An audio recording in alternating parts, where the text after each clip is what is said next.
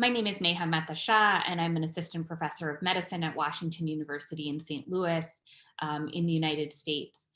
And I had the opportunity at ASH this year to present our data on a large retrospective series on allogeneic transplant and T-cell lymphoma across 12 medical centers, both in the United States and Canada.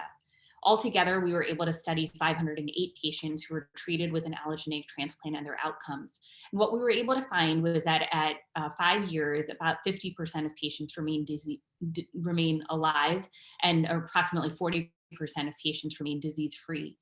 Given that most patients who have relapsed refractory T-cell lymphomas have an overall survival or median survival of approximately 6 to 10 months in the relapsed refractory setting, we see this as a promising data set to show that allogeneic transplant can be curative and lead to long-term disease control for these patients who otherwise have poor prognosis. The patients represented in this series were all forms of T-cell lymphoma, but a large plurality had the more common subtypes of T-cell lymphoma, although more rare subtypes were also represented.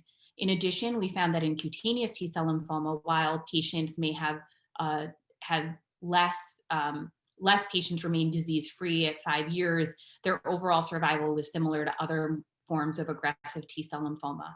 Therefore, we think that patients who are eligible for an allogeneic transplant based on their comorbidities, their disease status, their donor status, should be considered for a discussion for an allogeneic transplant with an expert transplant center to see if that's the right therapy for them.